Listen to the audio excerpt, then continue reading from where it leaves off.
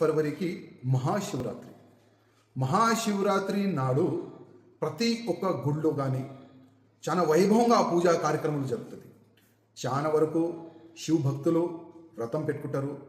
అదేవిధంగా మార్నింగ్ లేకపోతే ఈవినింగ్ శివరాత్రి రోజు గుళ్ళకి వెళ్ళి అక్కడ అభిషేకం కార్యక్రమం పెట్టుకుంటారు. చాలా మంచి కార్యక్రమాలు జరుగుతుంది.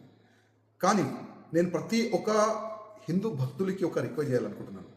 మీరు మన పూలు కానీ కొబ్బరికాయ కానీ స్వీట్ కానీ అది హిందువుల దగ్గరనే కొనాలని నేను అందరికీ రిక్వెస్ట్ చేస్తున్నాను. ఎందుకంటే చాలా వరకు మన హిందువులకి తెలియదు.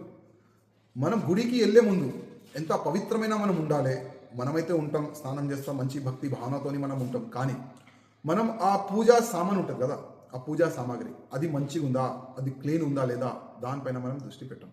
అదే అమ్మేవాళ్ళు కరెక్ట్ ఉన్నాడా లేదా అది కూడా మనం దృష్టి పెట్టాం. ఎందుకంటే 8 దినాలు 10 దినాలు స్నానం చేయరు ఈ పూలు అమ్మేవాళ్ళు, ఈ స్వీట్ అమ్మేవాళ్ళు, ఈ కొబ్బరికాయ అమ్మేవాళ్ళు.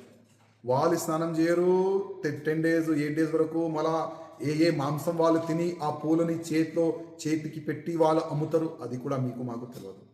అందుకోసం మనం అంత పవిత్రమైన ఉండి పూజకి మనం వెళ్ళిన తర్వాత అభిషేకం చేసే ఆ పూలు పళ్ళు ఆ కొబ్బరికాయ అది అన్నీ ఎంత అపవిత్రమైన ఉండాలి. దానిపైన మీరు కొద్దిగా దృష్టి పెట్టండి. అందుకోసం ఏదైనా వస్తువు కొనే ముందు కొద్దిగా ఆలోచన చేసి కొనండి.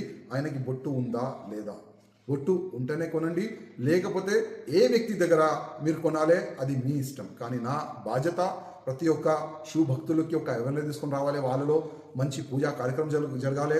మహాశివరాత్రి రోజు మీరు ఒక మంచి సంకల్పంతో ఉంటారు, గుడికి వెళ్తారు, పూజా కార్యక్రమం చేస్తారు. ఆ దేవుడు మీ పైన ఆశీర్వాదం పెట్టాలి. ఆ ఆశీర్వాదం మీకు రావాలంటే మనము పూజ కరెక్ట్ చేయాలి.